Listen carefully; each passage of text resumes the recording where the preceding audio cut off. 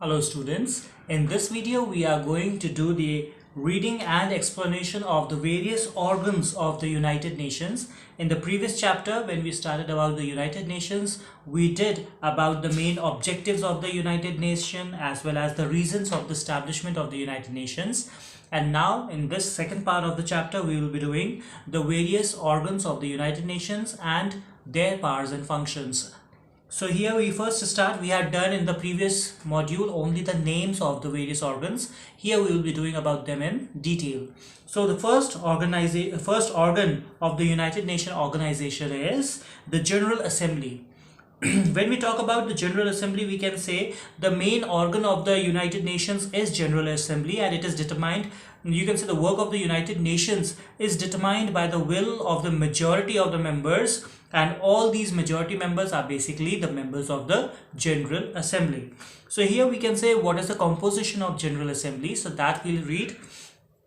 All the members of the UN are basically the members of the General Assembly. So besides that, each state over here means that each member country has 5 different representatives in the General Assembly. That means 5 people representing one country. But when they have to cast a vote, it will not be cast as 5 different votes. It will be casted as one vote from a particular country. Like supposedly 5 people from India, 5 people will be casting one vote of India itself. And in that case, it means that these 5 people should have a unanimous decision, or otherwise they should come to a particular decision of casting a vote by majority or in any particular ways in accordance with the will of all 5 members deciding on one particular vote, whether yes, no, or whatever the case might be.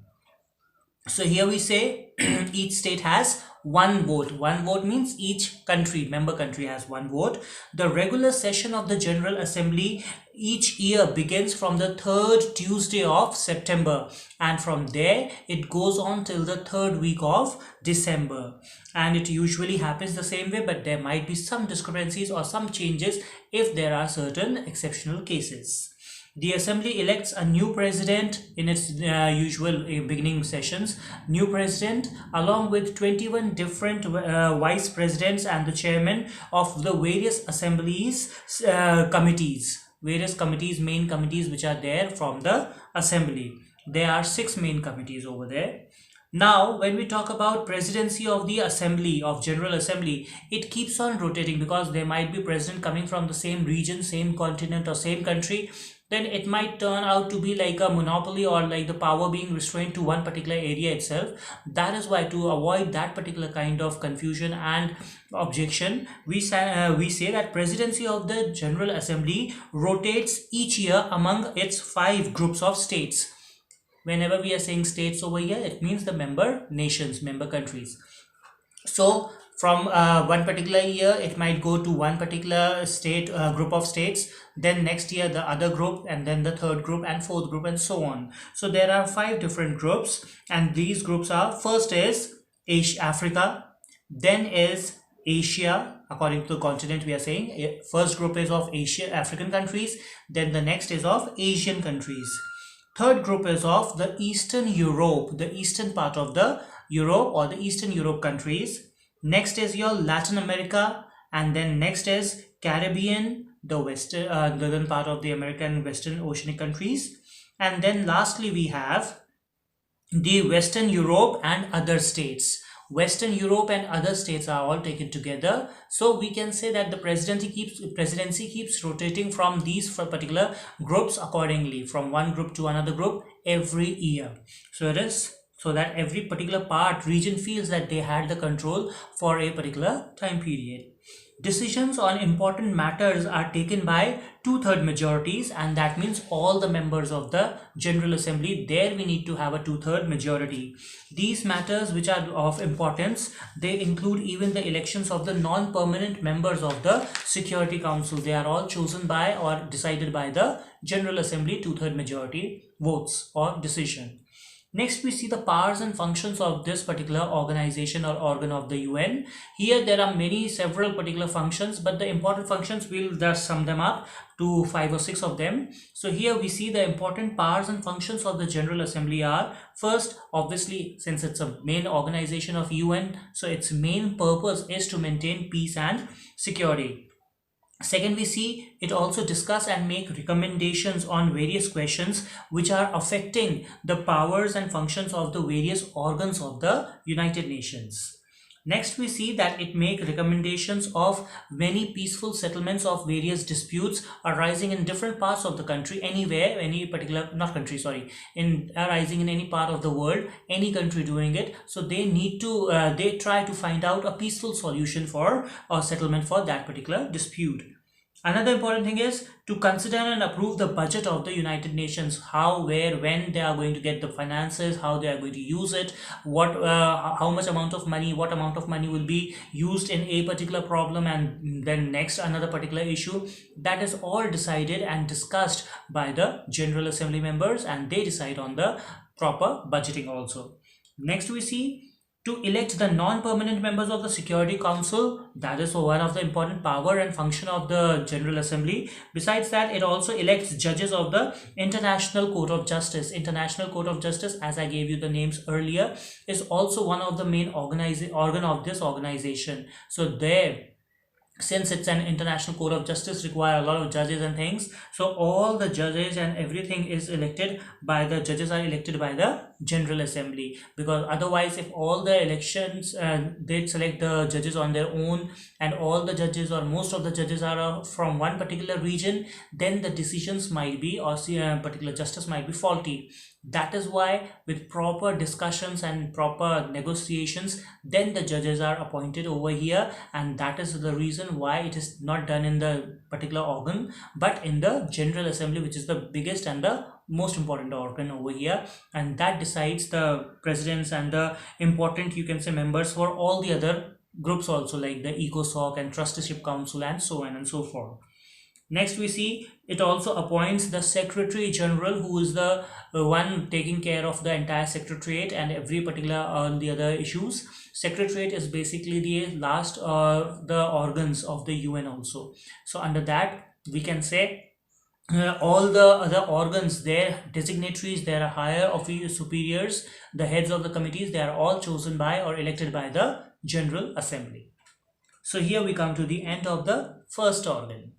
Now we move on to the explanation of the second organ, that is the Security Council. When we talk about Security Council, it is the most important executive body of the United Nations, and its main objective is to maintain peace, but most importantly the security of all the nations, or you can say all the member nations. Besides that, the composition, we see the council consists of 15 members. Remember, when we are talking about 15 members, we are not talking about one person, we are talking about one country. So there are 15 countries which are members of this, 5 important and permanent members who are always going to be there, 10 non-permanent members who are elected accordingly. I'll tell you how. So firstly, we see the important 5 members. They are China, France, Russia, Britain and US, or USA, you can say. Besides that, there are non-permanent members who are chosen from the various groups of countries, or you can say from the various continent area groups. So here we see 5 countries are chosen from the Afro-Asian group. Afro-Asian group means countries belonging to Africa as well as Asia combined together. Out of these 2 continents, we get 5 countries, non-permanent. Then next is Latin American countries. There has to be 2 Latin American countries. Then the West Europe and other countries, there should be 2 from there. And then there is Eastern Europe. Then there should be Eastern Europe should have 1. So 1 from Eastern Europe. Probably you can say 1 from Western Europe, 1 from other countries, and 2 from Latin American countries. You can say basically in simple ways, it can be the North and the South America, 1 each. And then next is Afro-Asian countries. That means 5 countries, maybe 2 from Africa, 3 from Asia, or 2 from Asia, 3 from Africa accordingly. But under this particular breakup, we will never see breakdown under this particular breakdown. We will not see that France will never be included in the Afro-Asian countries. Russia will not be included in any of the European or Asian countries. France not in any of the European countries.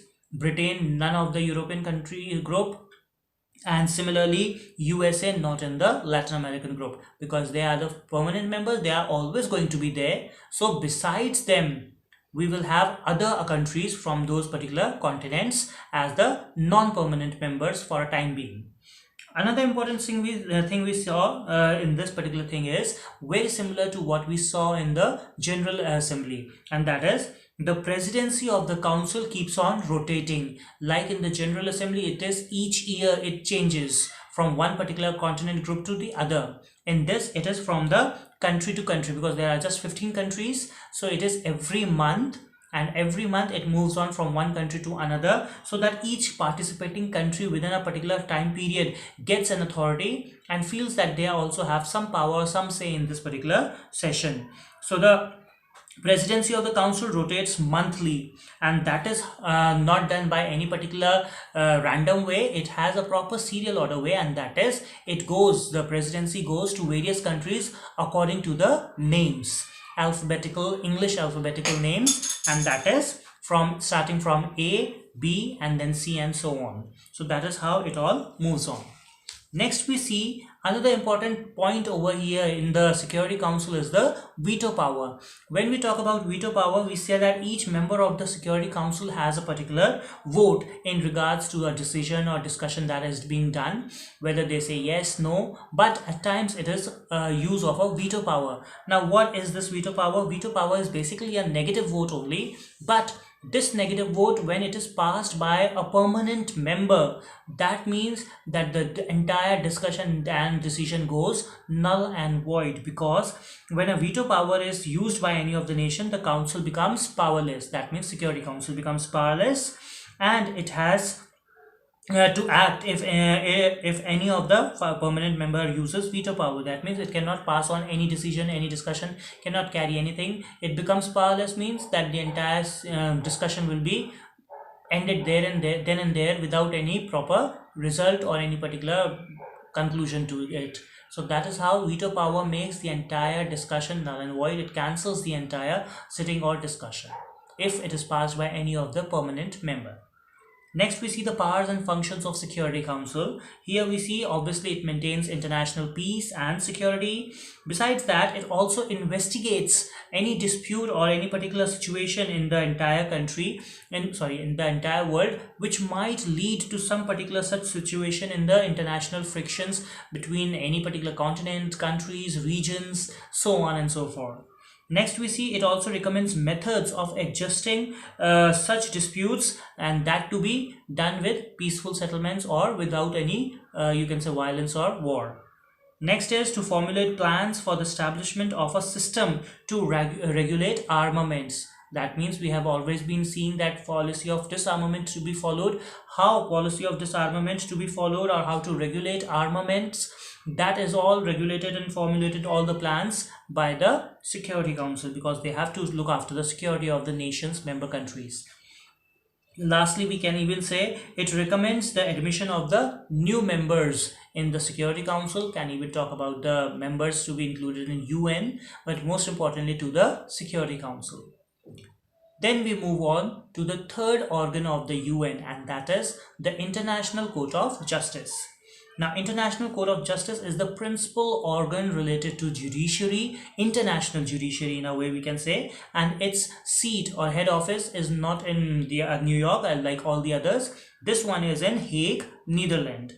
Now, the court has a dual role. First of all, it settles all the disputes through international law between the two different countries.